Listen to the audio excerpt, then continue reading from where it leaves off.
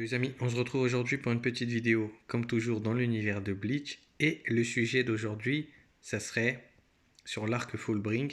Et j'aimerais un peu vous apporter mon avis de pourquoi cet arc est l'un des plus importants pour le développement de Ichigo et de ses motivations. N'hésitez pas à mettre un petit like et à vous abonner pour soutenir les futures vidéos de la chaîne. Ça me ferait extrêmement plaisir. Allez, c'est parti. Pour commencer, je pense que vous le savez déjà, l'arc Fullbring fait suite à l'arc Arrancar après la défaite d'Aizen. Donc, entre-temps, il s'est passé 17 mois et on retrouve un Ichigo, du coup, humain, qui a repris sa petite vie de lycéen. Du coup, il peut plus voir de fantômes comme avant. Et justement, il y a ses amis qui lui posent la question, écoute, c'est dommage que Rukia, etc. ne viennent plus, elle nous manque. Et puis il y a Ichigo qui dit pourquoi elle viendrait, voilà, elle n'a pas besoin, etc. Et puis il dit qu'il a jamais voulu ça et que maintenant il est content, ils peuvent avoir une vie de lycéen normal, reprendre les cours. Mais est-ce que c'est vraiment de ça qu'il a envie? Après tout ce qu'il a fait, comme on dit, et il va arrêter ça du jour au lendemain? Oh, j'ai du mal à y croire, pas vous? Donc Ichigo fera la rencontre d'un personnage du nom de Kugo Ginjo. Et au même moment, pratiquement, on aura Ishida qui se fera attaquer par quelqu'un. Et ce sera l'événement déclencheur de Ichigo qui ira voir du coup Ginjo.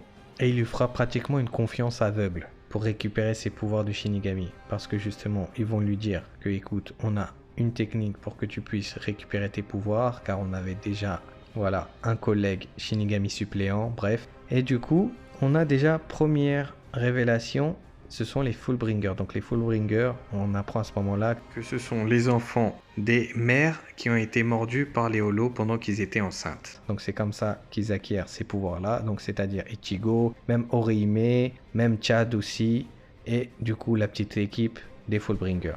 Donc déjà ça c'est la première révélation. Donc c'est comme on dit, c'était toujours une question qui était restée en suspens. Pourquoi Chad avait des pouvoirs, pourquoi Orihime, pourquoi Ichigo aussi, d'où ça venait ces pouvoirs de holo.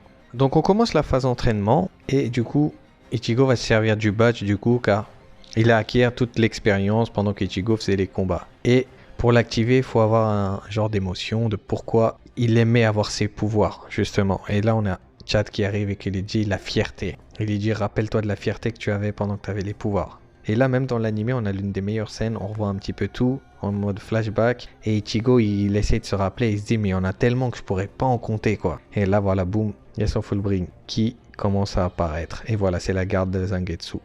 Voilà, s'ensuit plusieurs entraînements où son Fullbring va évoluer et du coup j'ai bien aimé moi ce côté là plus terre à terre dans cet arc. Après oui c'est logique que vu qu'Ichigo avait perdu ses pouvoirs que l'échelle de puissance allait être beaucoup plus réduite. Faut pas oublier que quand il se bat contre Aizen, les deux c'est pratiquement des dieux quoi, tellement ils sont puissants, ils font exploser des montagnes. Donc bien évidemment que Ichigo sans pouvoir ou avec un Fullbring fallait régler un petit peu l'échelle de puissance. Et moi du coup j'ai bien aimé, on revient un petit peu aux racines dans cet arc et on repart un petit peu à zéro, on nous explique des petites choses qui étaient restées en suspens et voilà. Donc déjà dans cet arc quand même faut se dire que Ichigo il a fait une confiance à une personne rien que pour récupérer ses pouvoirs. Mais c'est pas que récupérer ses pouvoirs. Comme on dit, il y a beaucoup de personnes qui comprennent pas que c'était quoi l'objectif principal de Ichigo depuis le début. Il l'est dit depuis le tout premier épisode, c'est de protéger sa famille, ses amis. Mais comment il pourrait le faire s'il n'a pas ses pouvoirs, justement? Et je pense que Kubo-san, il a toujours voulu faire cet arc. Parce que déjà, c'était une façon de nous expliquer que si Ichigo n'avait pas ses pouvoirs, qu'est-ce qu'il pourrait faire? Justement, il peut rien faire. Parce que faut pas oublier dans le sens où Ichigo et ses sœurs, ils ont quand même une pression spirituelle assez élevée à cause de leur père et leur mère. Mais ils n'ont jamais demandé ça, c'est ce qui rapporte quand même pas mal de danger pour les holominimes, je veux dire s'ils restaient des humains. Donc lui c'est pour ça, premier épisode, voilà, il devient un Shinigami pour pouvoir protéger sa famille surtout. Et voilà, et quand dans cet arc, il y a Ishida qui se fait attaquer, à côté il y a Orihime, et il y a aussi Chad voilà, qui se font attaquer par Tsukishima. Lui il devient fou, il se dit mais qu'est-ce que je peux faire? La Soul Society elle l'a délaissé depuis pratiquement 2 ans, il n'en entend pas parler. C'est normal que le gars il pète des câbles. Et justement au début on nous fait croire que non, il est passé à autre chose, mais carrément pas. Car ça fait partie de lui, tout ça ça fait partie de lui. Les pouvoirs de Shinigami, vraiment...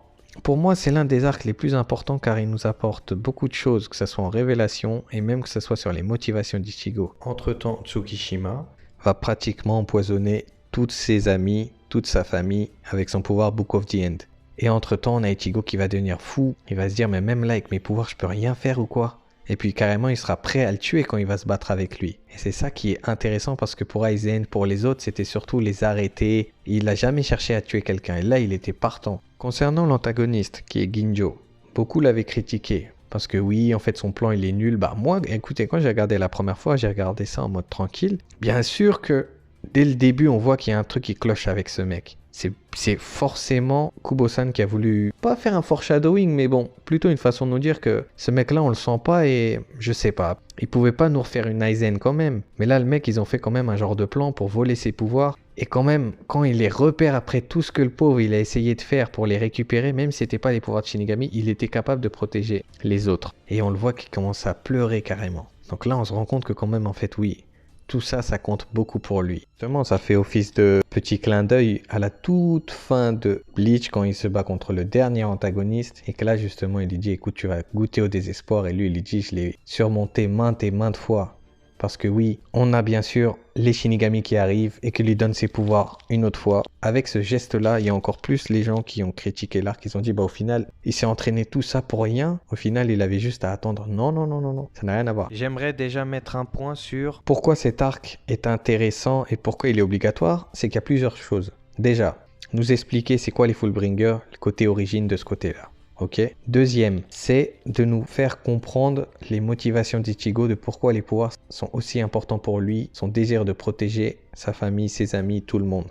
Déjà, que sans ses pouvoirs, il est rien. Donc on peut pas faire une fin où Ichigo a fini sans ses pouvoirs. Et c'est bon, il devient lycéen, non? Car on le voit concrètement que ce n'est pas possible. Troisième chose, c'est que c'est un boost de puissance justement pour le prochain arc. Car même si en Bankai normal il était très fort, le Fullbring qui fusionne avec son Shikai et son Bankai. Donc c'est encore un boost de puissance de malade pour le prochain arc avec les Quincy. Donc voilà, parce qu'on ne peut pas sortir des power-up d'un chapitre à l'autre. Non, justement Kubo-san il a pris le risque de nous faire un arc où Ichigo n'a plus ses pouvoirs, où il les récupère, où on a toutes ses révélations, plus ce boost de puissance. Donc voilà, au moins, on peut pas dire que non, il vient fort d'un coup. Parce que quand on regarde quand il se bat contre Ginjo, en manga, il le bat pratiquement en 4 pages. Hein, quand il est en Bankai, je précise. Et après, bien sûr, dans les romans, on apprend que Kugo, il s'est entraîné, il est devenu super chaud. Donc écoutez, c'est bien. Si je pourrais faire une conclusion sur cette vidéo, c'est que oui, cet arc est l'un des plus importants de Bleach pour ce protagoniste. Et aussi, il est critiqué à mauvaise raison. Parce que déjà, le problème avec cet arc, c'était comme j'ai dit, il arrive après un arc majeur. Donc c'est un mini-arc, un arc plus terre-à-terre, avec moins d'enjeux, mais ça ne veut pas dire que les enjeux sont moins importants que ça sera moins bien. Et cet arc, je le soutiendrai toujours. N'hésitez pas à me dire ce que vous pensez de cet arc. Est-ce que Kubo-san a bien fait de le faire, de prendre le risque de faire tout ça, ou alors il aurait dû skip et boum, on passe à l'arc Quincy, ce que je pense pas, car c'était pas possible. On était obligé de passer par là. Car on peut pas faire un arc majeur où il a pas ses pouvoirs, donc ça aurait été la même chose. En tout cas, pour moi, ça m'a jamais dérangé. Et puis voilà, ça permet de développer comme toujours l'univers. Et moi, j'adore quand il y a toujours plus de contexte, etc. On a des nouveaux personnages, et voilà. Alors, comme je l'ai dit dans le titre de la vidéo, bien évidemment que cet arc est obligatoire pour Ichigo. N'hésitez pas à me dire dans le champ commentaire ce qui vous a plu dans cet arc et ce qui ne vous a pas plu. Que ce soit même l'animation, je pense qu'on est tous d'accord pour dire que dans ce temps-là, en 2012, l'animation, elle était quali de malade. Et voilà. Sinon, octobre, ça arrive doucement mais sûrement. On attend tranquillement. Et voilà. Je vais vous laisser sur ça. Prenez soin de vous. On se dit à bientôt, ok? Allez, tchuss. Bang! Kai!